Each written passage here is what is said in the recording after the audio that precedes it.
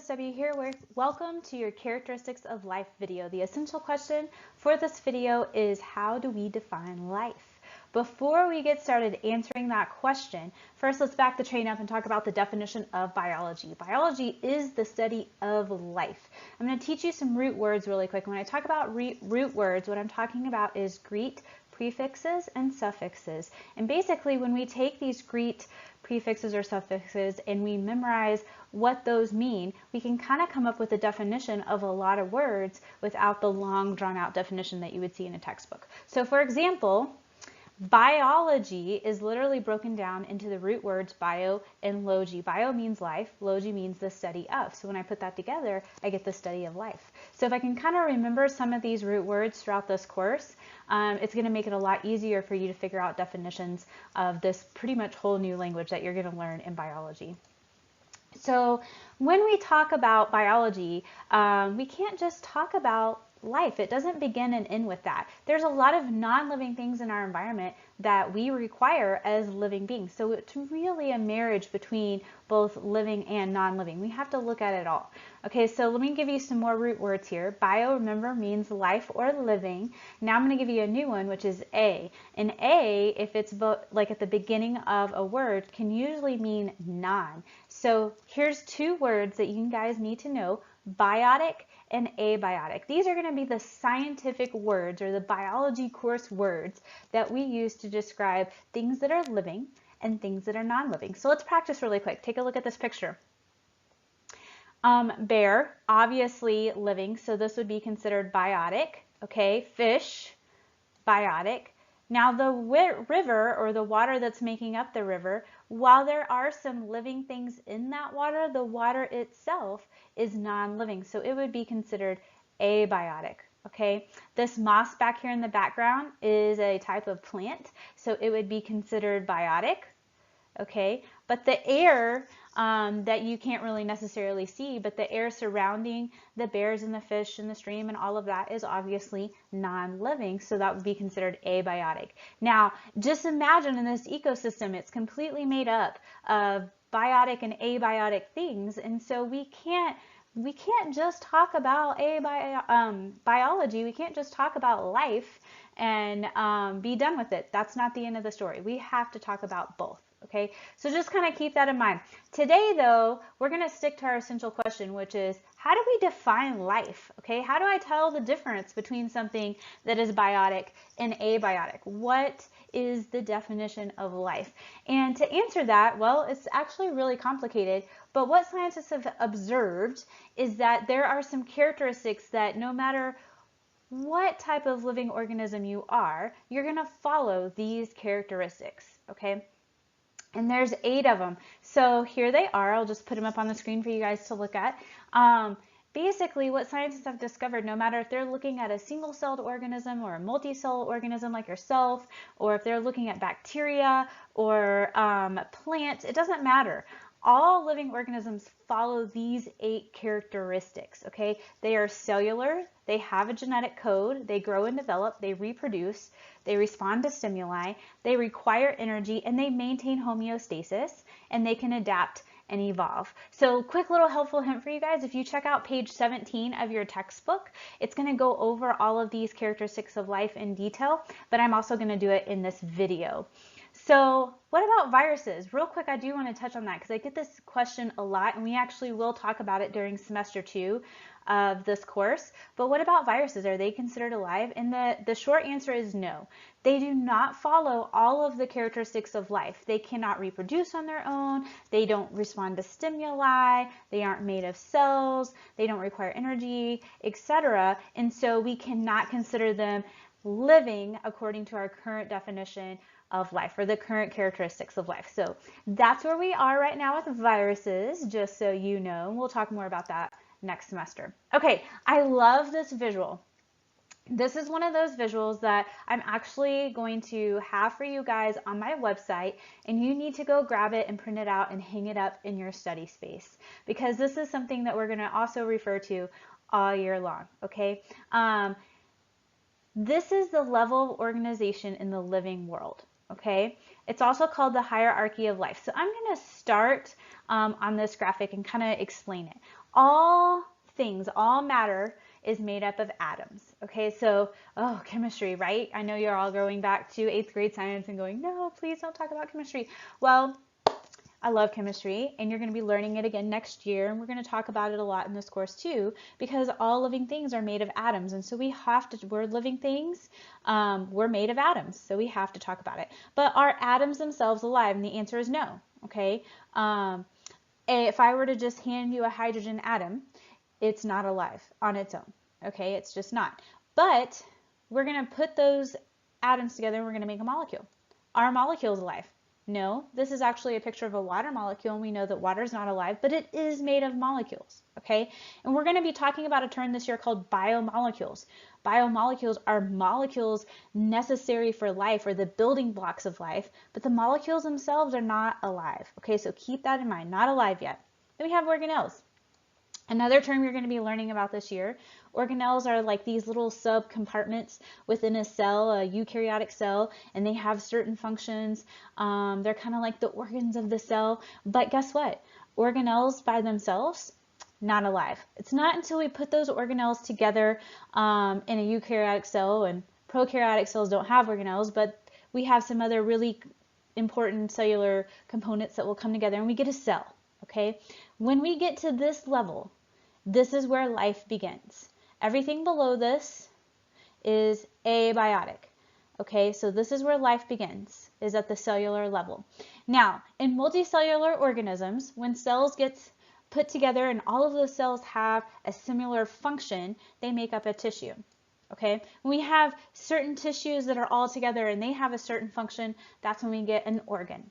When we have certain organs that all work together, like your digestive system, okay, that's called an organ system, okay? And then when we take those organ systems and we all put them together for a functioning individual, that's called an organism, okay? Organisms of the same species in an area are going to be called a population, okay? And then we get to a biological community, which is all the living organisms in that area together. And then we get to an ecosystem, which is going to come back in and include all the living organisms in that area, but also all the abiotic factors in that area as well, and how they all interact together, okay?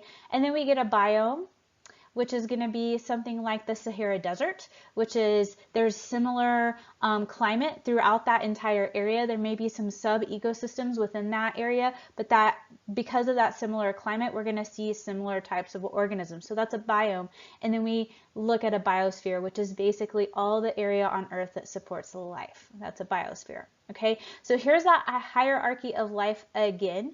Make sure you know and love this hierarchy of life, and please make sure that you note that life does not begin until you get to the cell level. All right, so let's talk about cellular. That's our first characteristic of life. I kind of already talked about this. All living things are made of cells, every single one of them. They're the basic unit of life. We'll talk more about cells and cell structure later, and what those common structures that all cells have. But there's two basic types, and we'll talk way more about this later, but I love introducing these terms early. Prokaryote, which means it does not have a nucleus, and a eukaryote, which means that it does have a nucleus. So what's a nucleus? Well, a nucleus is a compartment. It's an organelle within eukaryotic cells only, and that's where we would find the genetic material, or the DNA. Okay, which leads me right into our next characteristic of life, which is the genetic code. All living organisms have a genetic code. I was just talking about the difference between eukaryotes and prokaryotes. Eukaryotes definitely have that genetic code in the nucleus. Prokaryotes also have that genetic code, but it's floating out in the cytoplasm. There's no nucleus surrounding it. It still has a genetic code though. And so all living organisms have this, and it's called DNA. Deoxyribonucleic acid. You guys are going to learn so much about DNA this year that you're just going to love it so much. We're going to have a whole unit just on DNA and all of its functions and how it's replicated and how it gets passed on from one generation to the next, and et cetera, et cetera. But it's huge. It contains all the information that makes you you, or any organism. So It is the building blocks in order to grow and develop all the structures that you have, all the different functions that your cells have to perform or that you perform. All of that is coded in these like little instruction manuals called DNA. And so we'll talk about how that works later on this year, but just know that all living things contain DNA. Grow and develop. All organisms grow and develop. It's specific to the type of organism. For example, you can see I have like a human on here. We start as babies and we grow into children, and then we get older into adulthood, and then later we progress into elderly kind of fashion where things start to go downhill. But you guys get the idea. There's like an order, it's specific. There's usually a pattern for those organisms, okay? But we're able to grow and develop. Reproduce. All living organisms reproduce, which means that they produce a new similar organism. There's two types of reproduction: asexual reproduction, and this is where a single cell is just going to produce and make an identical copy of itself, and that's going to be its offspring, and it's identical, and that's called asexual reproduction. And then sexual reproduction is where we have two cells from two different parents, or one cell from two different parents, and they unite to form the first cell of the new organism. For example, my cute little elephant family here, okay? A cell from mom and a cell from dad met and fused together, and that was the start of little baby elephant here, okay? This picture is actually showing an amoeba going through asexual reproduction. So it starts as one cell, it grows, and then it eventually starts to split. So it grows, I think it's going this way. It's growing, growing, growing, and then it eventually is going to split into two cells. So that's an example of asexual reproduction. All right, next one is respond to stimuli, and you guys have all experienced this. All living organisms are able to detect and respond to their environment. So have you ever gotten goosebumps, right? And your hair stands up on your arms or your legs or whatever? Okay, well, this is all about creating this kind of fluffy, warm layer around your body to help keep you warm. Okay, that's you responding to the temperature in your external environment. So stimulus is a signal to which an organism responds to. So just kind of know that you are able to respond to stimuli. Another great example of this is when you walk outside and the light is really bright and you squint, okay, that's your eyes adjusting and you kind of responding to that stimuli so that you don't look directly into the sun, okay? All right, 6, requires energy. All living things obtain and use material for energy. There's two major types: autotrophs, heterotrophs. Autotrophs are able to make their own food using energy from either sunlight or chemicals.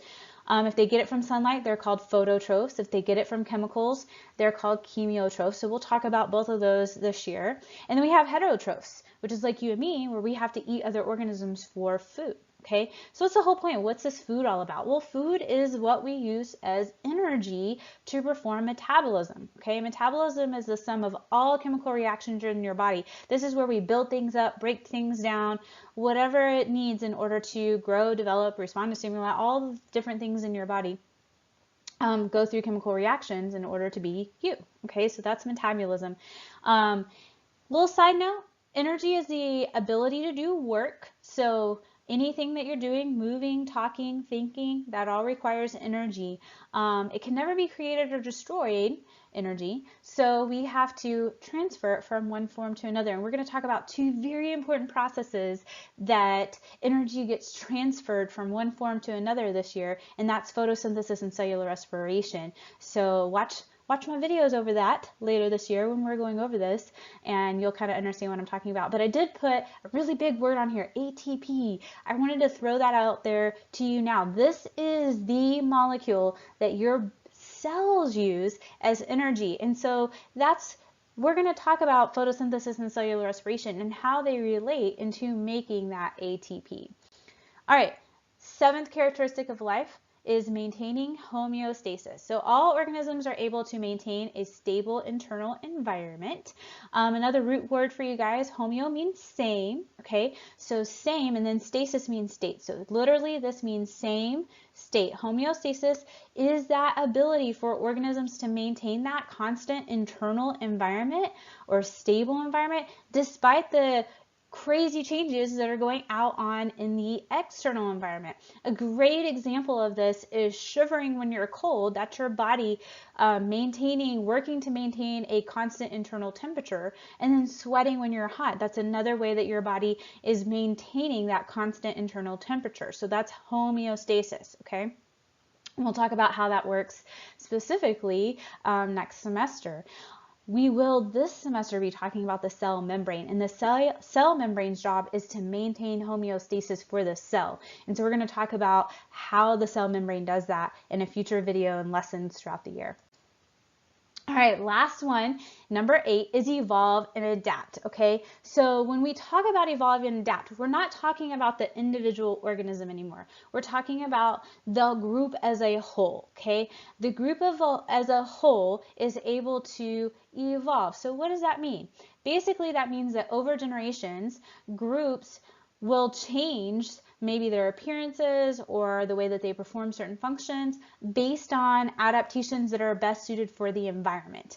The way that I like to say this is the organisms that have the best traits they're going to survive because they are the most fit. And if they survive, that means that they're going to be passing on those traits to future generations. And this will make a lot more sense once we talk about DNA and some of the other topics that we talk about before we get to the evolution unit. But basically, I like to tell a quick little story about this with the giraffes. Okay, take a look at this picture. When we look back in the fossil record, we can see that organisms that are very closely related to our today giraffes had really short necks. And so how did that happen? How did one organism's neck grow? And the answer is no. Most likely there was a variation within the group where we had giraffes that had short necks and we had giraffes that had long necks within the population. But the giraffes with the long necks were able to survive and reproduce more than the ones with the short necks because they could reach their food source.